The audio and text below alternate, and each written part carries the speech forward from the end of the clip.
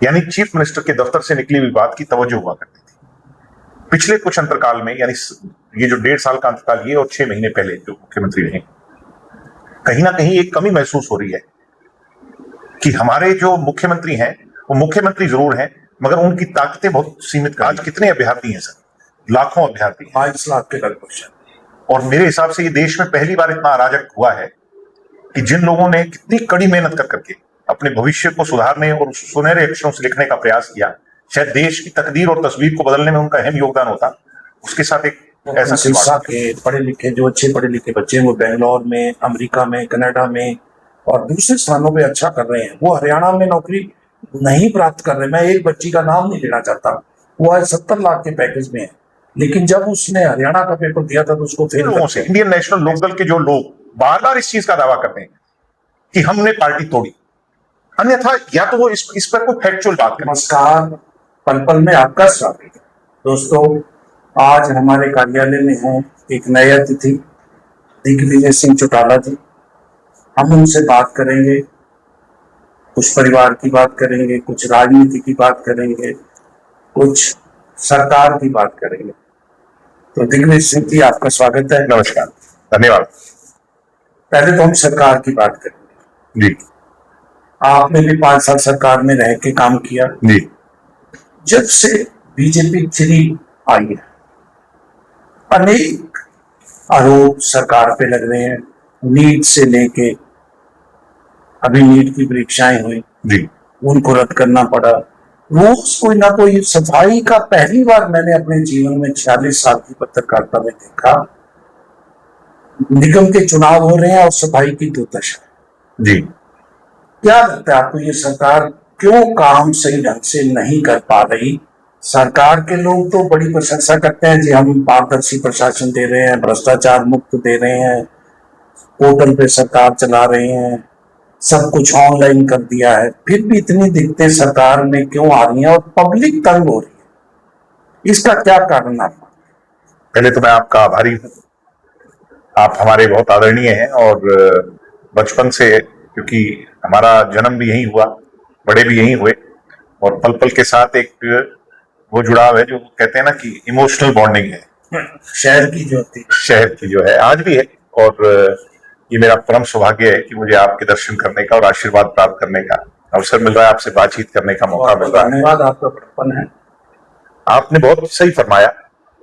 प्रदेश के अंदर इन सभी कारणों के पीछे सबसे बड़ा कारण मैं ये समझता हूं, पीछे चाहे मनोहर लाल जी रहे हों या और सरकारें रही हो, चाहे भूपेंद्र सिंह हुड्डा जी रहे, उससे पहले चाहे ओम प्रकाश चौटाला जी रहे, चाहे भंजन लाल जी रहे, चाहे बंसी लाल जी रहे, एक एडमिनिस्ट्रेशन पर पकड़ रही मुख्यमंत्री की, यानी चीफ मिनिस्टर के दफ्तर से निकली हुई बात की तवज्जो हुआ करती थी। पिछले कुछ अंतरकाल में, यानी ये जो 1.5 साल का अंतरकाल, ये और 6 महीने पहले जो मुख्यमंत्री रहे, कहीं ना कहीं एक कमी महसूस हो रही है कि हमारे जो मुख्यमंत्री हैं वो मुख्यमंत्री जरूर हैं, मगर उनकी ताकतें बहुत सीमित कर दी गई हैं। जब वोटों की ताकत से चुने हुए नुमाइंदों की ताकत कम हो जाएगी तो प्रजातंत्र जो है वो दिशाहीन हो जाएगा। ये तो हमारे पुरखों से हमने सीखा है। नहीं, बिल्कुल आपने, मैं बहुत बार अनेक राजनेताओं को, खासतौर पे बीजेपी के नेताओं को ये कहता हूँ, एक अधिकारी जितनी मर्जी पढ़ाई करके आए, सिरसा का डिप्टी कमिश्नर कोई भी, वो पहले 6 महीने 1 साल में वो चीजें नहीं जान सकता जो पॉलिटिकल सिस्टम जो शुरू से यहाँ रहे हैं। और किसी भी पॉलिटिकल आदमी की कोई अधिकारी, कोई इस सरकार में कुछ नहीं है। शायद इस कारण इतनी समस्याएं जनता को करनी पड़ रही हैं। आपने जो फरमाया नीट का मामला, आज कितने अभ्यर्थी हैं सर? लाखों अभ्यर्थी, 22 लाख के लगभग। और मेरे हिसाब से ये देश में पहली बार इतना अराजक हुआ है कि जिन लोगों ने कितनी कड़ी मेहनत कर करके अपने भविष्य को सुधारने और सुनहरे अक्षरों से लिखने का प्रयास किया, शायद देश की तकदीर और तस्वीर को बदलने में उनका अहम योगदान होता, उसके साथ एक ऐसा खिलवाड़ हो गया। हम हरियाणा में हैं, आज एचपीएससी का मामला है। एचपीएससी आपके हमारे हरियाणा प्रदेश के लोगों के खून पसीने से चलने वाली एक संस्था है। आज उसके अंदर जो चेयरमैन के पद पर बैठा है वो हरियाणा का नहीं है, जिसका परिणाम स्वरूप अगर 100 लोग नौकरी लगाए तो 80% पद जो है, 90% पद वेकेंट खाली जो छोड़े जा रहे हैं।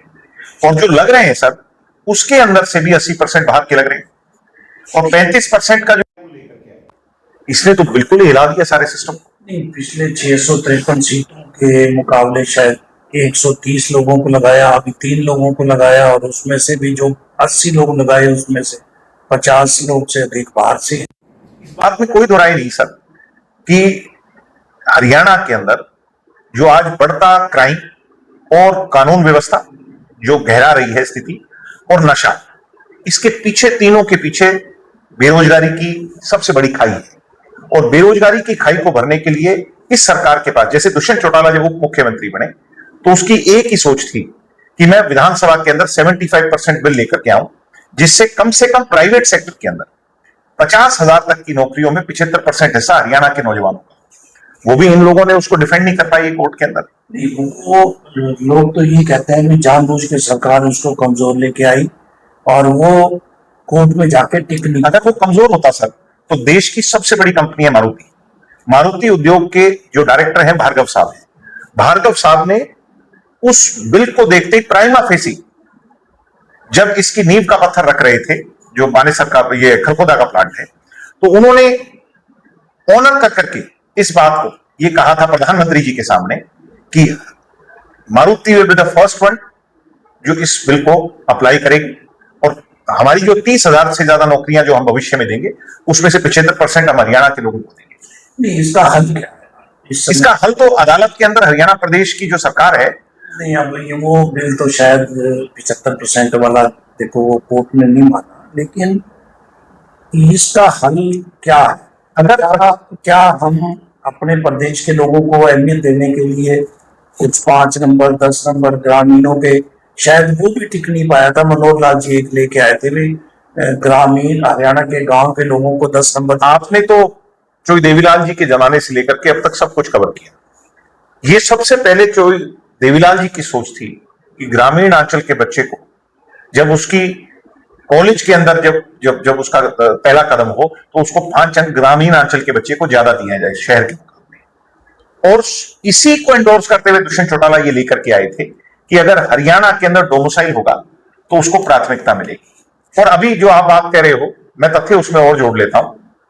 वैसे तो आप मेरे से बड़े हो, मुझे नहीं कहना चाहिए, मगर अभी भी अगर हरियाणा की सरकार चाहे तो सुप्रीम कोर्ट के अंदर हम उस बिल पर जो है जीत हासिल कर सकते हैं।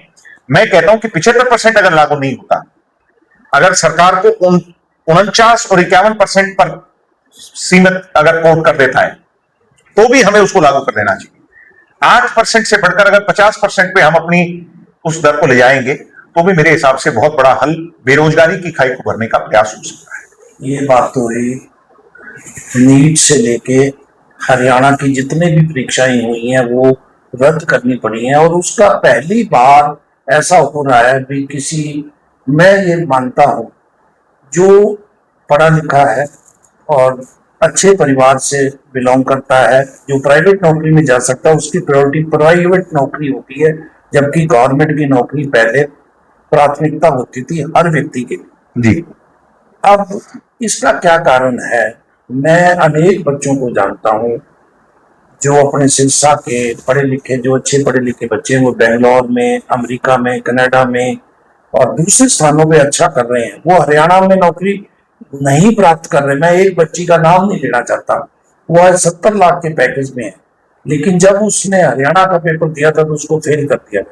ऐसा हो रहा है सर। आप इसी बात से कल्पना कर सकते हैं, UPSC, union public service commission के अंदर आज हरियाणा की प्रतिशत एचपीएससी के मुकाबले ज्यादा है। क्या हम हाइपोथेटिकली भी अगर सोचें एक मिनट के लिए कि हरियाणा का बच्चा आईएएस तो बन सकता, आईएएस बन सकता है, मगर हरियाणा में उसको हरियाणा की सरकार सिर्फ चपड़ासी रखना चाहती है, तो ये बहुत दुखदायी है। अच्छा, दूसरा एक बहुत बड़ा मुद्दा है, क्योंकि क्या हरियाणा की मैं इसमें बात जोड़ लेता हूं, क्या इस आज के हालात को देखते हुए क्या नायब सिंह सैनी जी को इस बर्निंग इशू को, utmost urgent issue, important issue को हरियाणा की प्रायोरिटी को समझते हुए क्या विधानसभा में एक नया बिल नहीं ले आना चाहिए कि हमारी पब्लिक सर्विस कमीशन या हमारी जो सरकारी नौकरियां हैं उसके अंदर बाहरी लोगों को ज्यादा स्थान मिल रहा है? क्या ऐसा ना हो, इसके लिए कड़े और बड़े कदम नहीं उठाने चाहिए सर? नहीं होना चाहिए, क्योंकि अगर हरियाणा में ऐसा नहीं होगा तो हरियाणा में नशा, इस समय नशा और गुंडागर्दी। और गुंडागर्दी। गुंडा कल ही झज्जर में शरेआम गोलियां चली हैं। कल यमुनानगर के अंदर एक छोटी बच्ची को उठा करके उसका अपहरण कर लिया गया, उसके मुंह में रुमाल ठूस करके उसे पीटा गया। तो एक प्रदेश के अंदर जब इतनी ज्यादा स्थिति बनी हो, भयावह स्थिति बनी हो, तो मुझे लगता है कि गवर्नमेंट को भी रिस्पॉन्सिबिलिटी लेकर के सामने आना चाहिए। एक लास्ट सवाल, उसके बाद हम कुछ और बात करेंगे नौकरियों पे। हरियाणा गवर्नमेंट ने बीजेपी सरकार ने वादा किया था 1,20,000 कौशल विकास योजना के अंतर्गत लगे हुए लोगों को पक्का करें। आपको ये अचंभा होगा जान करके कि हरियाणा कौशल रोजगार निगम के अंदर एक भी नई भर्ती इस नई सरकार ने नहीं करी। और आपको यह भी अचंभा होगा जान करके कि तकरीबन 5 से 7,000, एग्जैक्ट फिगर तो मेरे पास नहीं है, किसी ना किसी बहाने हटाए गए हैं। तो यह सरकार की बदनीयती और सरकार की नीयत, सरकार की रीति नीति को दिखाता है कि वो हरियाणा के इस जो एक प्लेटफॉर्म है युवाओं के लिए, जिसको दुष्यंत चौटाला ने भी बहुत ज्यादा मेहनत कर करके बनाया था, जिससे ये जो आपका कॉन्ट्रेक्चुअल जो एक सिस्टम था उसको एंड किया जा सके और सरकार की मोहर लग करके नौकरी दी जा सके, उस पर भी सवाल। ऐसा दीजिए, क्योंकि आप भी यूथ हैं और इस समय यूथ का सबसे बड़ा जो है कौशल विकास योजना में 18,000 की नौकरी एक युवा जो मास्टर डिग्री है वो ले रहा है, और जो सरकारी नौकरी में 1.25 रुपए में जी, कहाँ ये बात जाती है? हमारा मौलिक अधिकार है। इसीलिए नायब सिंह सैनी जी की इस बात पर मैं आपको रोक रहा हूं, माफी चाहूंगा। जब पिछली बार इलेक्शंस थे तो नायब सिंह सैनी जी का ये कमिटमेंट था कि मैं सत्ता में आने पर अगर मैं मुख्यमंत्री दोबारा बनूंगा और बीजेपी की सरकार आएगी तो मैं HKRL वालों को पक्का कर करके उन्हें मेन स्ट्रीम में लाने का काम करूंगा। लेकिन नहीं किया, वो भी नहीं किया और हटाने का काम किया। अच्छा, एक यूथ को लेके अंतिम सवाल मेरा, चुनाव को लेके आपने बड़ा किया है भी युवाओं के चुनाव होने चाहिए विश्वविद्यालयों में। सर, मैं एक बात का पक्षधर हूं और मुझे लगता है मेरे से पहले भी आप, क्योंकि आप तो हमारे पिलर हो सिरसा की मीडिया के, आप मेरे से ज्यादा इस बात के पक्षधर होंगे कि अगर हमें पूंजीवाद के खिलाफ लड़ना है, पैसे की राजनीति के खिलाफ लड़ना है, बाहुबल धन बल के खिलाफ लड़ना है, तो हमें लीडर्स कहां से निकालने पड़ेंगे? Where is the leader factory? Leader factory तो यूनिवर्सिटियों में ही है। आज तक इस देश की आजादी के बाद आपने वो काल देखा, आपने देश की राजनीतिक आजादी का काल देखा, आपने इमरजेंसी का काल देखा, और उसके बाद अन्ना हजारे तक के आंदोलन मुझे लगता है आपको सारे याद होंगे। और उस सब में जो देश की अच्छी लीडरशिप उभरी है, क्लास लीडरशिप उभरी है, क्वालिटी लीडरशिप उभरी है, वो यूनिवर्सिटियों के दरवाजे खोलकर। देखो, दिल्ली यूनिवर्सिटी और जवाहरलाल नेहरू यूनिवर्सिटी इसका प्रमाण, अध्यक्ष को प्रमाण की आवश्यकता है। जो उनके अध्यक्ष रहे हैं उनमें से अधिकांश लोग हमारी राजनीति के मुख्य स्ट्रीम तक पहुंचे, और सर पहुंचे हैं, और उसके साथ साथ सिर्फ पहुंचे ही नहीं है, उन्होंने अच्छा कर करके दिखाया। ये तो हुआ युवाओं पे। और एक चीज में थोड़ा सा हटके, क्या परिवार एकजुट हो सकते हैं? मैं बार बार इस बात को कहता आया हूं, मगर मेरी बात को बार बार गलत तरीके से लिया जाता है। सर, सकारात्मक होना क्या गलत बात है? मेरे पिता डॉक्टर अजीत सिंह चौटाला जी की जो राजनीतिक छवि रही है, चोई देवीलाल जी से सीख करके और चोई ओम प्रकाश चौटाला जी के गुण लेकर के, वो सकारात्मकता से भरी रही है। उनका राजनीतिक जीवन मेरे से बेहतर आप जानते हो, उनको बहुत नजदीक से आपने देखा है। उनमें पॉजिटिविटी जो है वो अंग अंग में उनके भरी हुई है, और उनसे हमने एक ही गुण प्राप्त जो सबसे पहले किया, जिसको राजनीति के अंदर सबसे पहले अपनाना जरूरी है, कि सकारात्मकता। क्या एक सवाल मेरा और परिवार पे, और ज्यादा नहीं मैं देखना चाहूंगा क्योंकि परिवार का मामला हर एक में ऐसा होता है, लेकिन ये क्योंकि राजनीतिक परिवार है, हरियाणा की विरासत का परिवार है, अगर ये एकजुट होता है तो सिरसा की सत्ता की बात है। मुझे ये लगता है भी कहीं भारतीय जनता पार्टी की किसी एजेंडे के तहत तो परिवार नहीं टूट गया। नहीं, परिवार किस कारण टूटा ये आप मेरे से बेहतर जानते हैं। उन हालातों के अंदर क्या पार्टी के अंदर चल रहा था, पार्टी के कौन लोग इसके पीछे शामिल थे, आज तक उन पे कभी चर्चा हुई, और ना हम उन पर उन चीजों पर चर्चा करना चाहते हैं, ना उन जो वो कहते हैं ना कि पुराने जख्म जो है उनको खुरेदना चाहते हैं। बहरहाल, जब पार्टी से बेवजह, आज मुझे एक चीज, मैं आप तो मेरे से सीनियर हूं, मैं इस चीज का न्याय आपसे करवाना चाहता हूं। ये लोग जो परसेप्शन क्रिएटर्स हैं, हरियाणा में एक परसेप्शन क्रिएट कर दी कि इन लोगों ने पार्टी को तोड़ा। क्या हमने कभी पार्टी को छोड़ा था? क्या हमने रिजाइन किया था? क्या हमने किसी को पार्टी से बाहर निकलवाया? हम तो पार्टी के अंदर रह करके चोई ओम प्रकाश चौटाला जी के दिशा निर्देश पर उनको नेता मान करके उस पार्टी की सेवा में लगे हुए थे। जब गोहाना की घटना घटी तो उसके बाद चोई ओम प्रकाश चौटाला जी ने मुझे और दुष्यंत को घर कमरे में बिठाकर चोई अभय सिंह चौटाला जी के सामने ये कहा था कि तुम्हारे राइट्स मेरे पास रिजर्व हैं और अभय सिंह हरियाणा प्रदेश का मुख्यमंत्री बनेगा, तुम इसका साथ दोगे। 4 बजे की प्रेस कॉन्फ्रेंस है, वो 4 बजे तक भी इंतजार नहीं कर पाए। क्या तमाशा 18 जनपद की कोठी पर हुआ। आज वो लोग ये कहते हैं कि ये पार्टी तोड़ करके चले गए, छोड़ करके चले गए।